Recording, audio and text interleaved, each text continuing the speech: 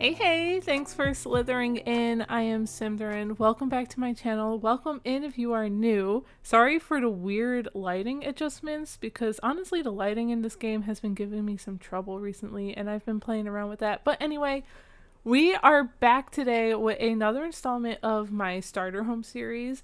If you don't know, the Starter Home series is where we are going from world to world building a starter home with limited packs, so just base game plus the pack that the world comes with. So today we are in Brindleton Bay, which comes with cats and dogs. So we are building a base game and cats and dogs only starter home. So I hope you guys enjoy it. I've never built on this particular lot before, so it was a little fun to do. And I'm usually like off on the other end of Brindleton Bay, like in the more woodsy, secluded area. So this was kind of a nice change for me. Before we get too far into the video, I want to remind you guys that there is a spring sale happening for Sims 4 packs and DLCs. If you are purchasing DLCs through the EA app or EA.com, some packs are up to like 50 to 60% off, so now's a great time to take advantage. And, you know, these packs are expensive, so I always say take advantage of these sales when they do come around, especially if you've been thinking about treating yourself a little bit. I know we all deserve it. But because I am part of the creator network, I do have my very own creator code that you can use if you choose to support the channel. That code is Slythering-in. I will pop it up on the screen here. If you use that code, I will get a little bit of a commission from the purchase, and you would be directly supporting me and my channel and the content that you are watching right now. So thank you so much in advance, and thanks to those who have already used this code in the past. You guys rock. Let's get back to the build. The important thing, the only reason you guys are here, and as you can see, the shell and the shape of the exterior is pretty much figured out at this point. We even have our roofing done, and I want to talk about the roofing for a second because I attempted to do this like barn roof shape of a roof. God, I can't words anymore, but I like that roofing style on other people's builds. Like when I see other simmers post their builds or I see them do it in their videos, I'm like, wow, that looks so cool. But every time I have attempted to do this roof, I am never sold on it. I never like love it like I love it on others. So, I mean, maybe that's a me problem. Well, actually, I know that's a me problem. But I did it here, and I'm proud of myself because I kept it. I didn't delete it, although I really wanted to because I don't know if I'm completely sold on it even for this one. But I thought it was important because I felt like it really matches the style of Brindleton Bay. And in these starter homes, I'm really trying to like harness the style of the world, if that makes sense, and just try and test my building styles to their limits like that because I know some simmers, I mean, even I'm a simmer who like, I enjoy certain types of builds and styles better. Like, I love a cottage build. I love a Victorian build. I love like townhomes and all of that stuff, but not so much like barn home builds, I feel like, which is kind of funny because it might be like pretty similar to cottage style builds, but I digress. That is just my opinion. Let me know in the comments down below what kind of roofing style you tend to have struggles with, because I'm curious to see where you all fall in that and if there's anything you love when other people do it, but when you try to implement it, you're just like not feeling it. Because I can't be alone, right? I hope not. If I am, that's okay too. We have moved on to the interior. As always, I like to complete the interior before I go back outside to start doing the landscaping because I have a limited budget, right? I would need to make sure we have all of our necessities so that you can move in a sim here and ideally survive, right? You can make food, you can take care of all of your Sims needs like sleep and fun. Maybe not always necessarily fun. I try to, but sometimes I can't get a TV or anything in there and you're just gonna have to figure it out. That was very harsh. I'm sorry. But I also want to make sure you can shower, you can use the toilet, and you can sleep. all of your basic necessities are here in a starter home. So we've kind of already laid out the bathroom, we have laid out the kitchen. Now I'm grabbing the necessities in the bedroom, like a bed, and apparently curtains are a necessity. I mean, you can argue that it is, right? I also then remembered, oh, duh, this is a build for cats and dogs, so I have to have some kind of pet in here. And I chose to go with a dog because I didn't put a kitty litter in here. A litter box. It's not in here. And I just figured that would save me some simoleons if I just got a pet dish and a bed. You could probably argue you don't need the pet bed for a dog because you probably don't. My dog personally has so many beds. There's one she actually really loves that I got her this year, so I'm so happy. I mean, she's usually always been good about beds, but there are many times where she's either just on the floor or on the couch because I am definitely in a household where I believe that my dogs live here so they can use the furniture. And it's okay if my couch is covered in fur. It's okay if I'm covered in fur. That's just a part of who we are. So now that we have our kitchen, bedroom, and bathroom laid out, I was able to get a table with actually 4 chairs.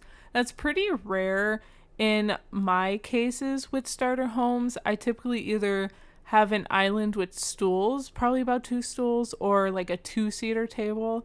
Definitely something a lot smaller than the one we have here. But of course, cats and dogs comes with this gorgeous dining table that I absolutely love. Plus those chairs that I feel like I use all of the time.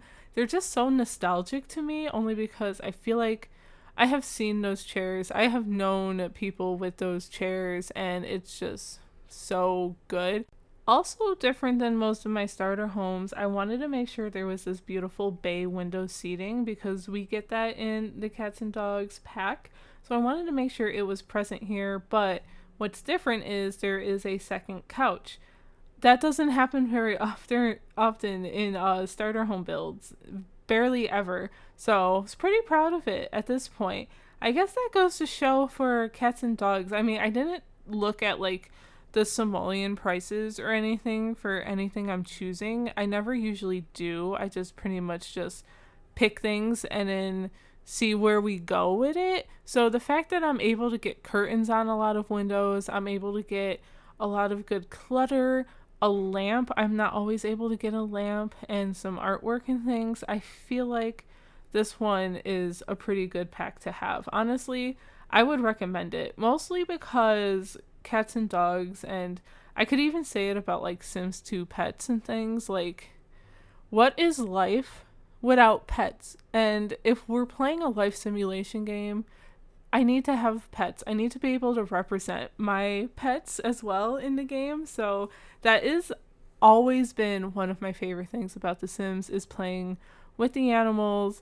And I mean, you guys have seen me play testing things, I feel like, where I just get completely distracted with a dog or a cat walking by or something, and I just get off the rails. Like, it doesn't even matter. Like, I could know that I'm in Brindleton Bay and the likelihood of seeing a stray walk by is high, and I will still be like, oh my god, a dog! Like, stop everything and I must look at this dog or I must look at this cat. And that's just kind of how I've always been. Kind of a funny story. Okay, I'm gonna go off on a tangent, I'm sorry, but funny story is when I was growing up, my mom was always so worried about me getting my license and learning how to drive. Not because she didn't think I couldn't do it or I couldn't be a safe driver or anything. Well, maybe that's up for discussion after I tell you the story. She was always worried that I would be driving and I would see a dog and everything else would just not matter. Yeah, that was her biggest worry about me learning how to drive and getting my license. Flash forward to today, I do have my license and I do drive frequently, all the time, almost every day. And yes, do I always notice the dogs walking around? Yes, I really do. And in my mind, I go, oh my god, that dog's so pretty. Or if there's someone in the car with me, you know, I'll tell them too. I was like, oh my god, look at that dog. But never has it distracted me to the point at least where I'm a danger to society.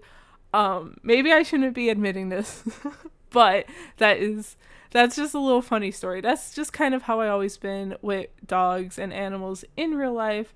And a lot of times if there was like, if I went to a family's house or a friend's house and they're like, oh, we have our dog or our cat. I'll use cat for example because my aunt had a cat. And they're like, they don't really like people.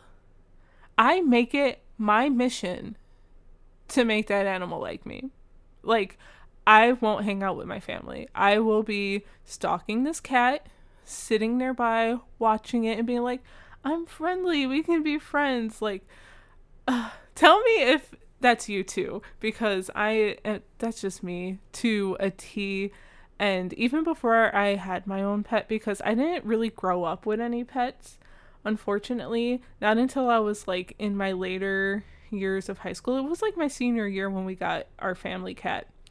But I even had a cousin who had a dog, and one 4th of July, she was terrified of the fireworks, and instead of enjoying the fireworks, I spent the whole night with that dog in one of the guest bathrooms because the dog was comforted by being in the bathtub. As I think if you have a dog and your dog is also scared of fireworks, you understand that, because I know my dog likes to do that. But anyway, I digress. We are down to the exterior part of this video now, where we're pulling out the landscaping from debug menu.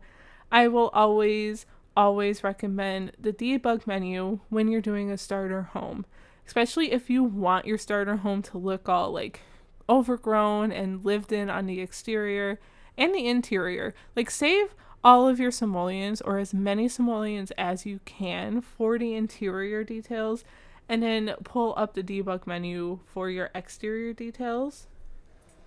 I have been considering doing some sort of build tutorial, but I want to do it right and take time with it. So if you guys are interested in some sort of build tutorial series or something, let me know, and let me know what things you would like to see. I definitely do not think I'm the best builder in the entire world, but I do have some of my own tricks and things that I like to do and that I navigate towards that I would love to share. So I try to share them as much as I do in these videos, but sometimes you can't see them when we're speeding around like this. So speaking of worlds and starter home series, I decided to actually write down all the starter home worlds that I've done already, and I couldn't believe how many I've actually gone through so far, which is kind of insane. There's only a few left, and I'll list these down below as well. We have Newcrest, we have Windenburg, San Myshuno, Delso Valley, Brichester, Henford on Bagley, Copperdale, and Chestnut Ridge. That is just 8 more worlds, and that's at least until like a new world gets released, when we have another expansion pack at some point, you know. So let me know which one you want to see next. I may or may not have another one that I am actually going to do a voiceover maybe right after this one for, so that one will probably be a surprise for you guys. Maybe you guys can guess it down below. I don't think you'll be able to guess it, so that's my challenge for you. But also let me know which one you want to see, because after I do that one, I still have to build more. So I'm really excited to kind of get through those worlds. And then I have Newcrest on that list, but I also did Willow Creek as well. So Newcrest is technically a blank world, so let me know if you think that's even worth it to do a starter home in Newcrest, because Newcrest is kind of what you make it, since there are no lots. But I've tried doing a building Newcrest series before, but that didn't last very long. I should try again, maybe one day. But yeah, let me know if that's worth it. But if not, let me know which other worlds you want to see, because I've really enjoyed this series. Honestly, it has made me love doing starter homes.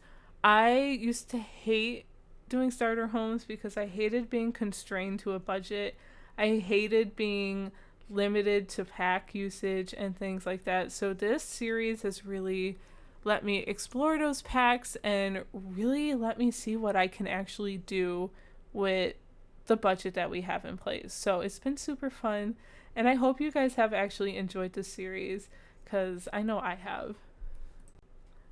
As we finish the landscaping, we have a pond back here and some flat garden path stones and lots of bushes and things. And I want to apologize before being so rambly, because I feel like my mind honestly has just been a little elsewhere the last couple of days. I have some things in real life that's happening, not directly to me, but to people I care about. So that's been on my mind, but also I have recently finished Onyx Storm, the third book in the Empyrean series by Rebecca Yarros. And if you have read that or know that series, then I am adjusting to my new reality of that. But we are done with this build, and I'm going to stop yapping about things that you probably don't care about, and we're going to hop into live mode. Here we are. Let's start playtesting this Brindleton Bay Starter. Oh my god, a dog. Hi, Mika. We have a sim here. He's already pretty much starting to get things playtested. It looks like he was able to make some food. I'm going to double check in a little bit, but he also has to go to the bathroom. So we're going to use that really quick as well. I don't know who this sim is, just some random townie, but I love his sleepwear. Look at the little kissy print on his shorts there. I love it. I'm gonna have him take a speedy shower real quick too, make sure this all works, which looks like we are all set to go. I'm gonna let him do that. We're gonna take a look at the living room here. I think this came out really cute. I do like the blues a lot. I know I use blues a lot in builds. It's very easy to do in The Sims because we have a lot of good blue swatches, but we just have a shelf and stuff with some clutter here. So this is nice. I don't even know if we can sit on this bench here. Oh, it looks like we could. Awesome. That works perfectly. I want to test out the kitchen, of course. All right, I'm gonna have to cook and load this menu up somehow. You have no money. In order to fix the money problem, because I literally spent all his money on this home, I'm going to hit Control-Shift-C. It opens up this cheat bar up here. I'm going to type in testing, cheats, enabled, space true, and then money 100. Yep, we are all good to go. So now he can make some food.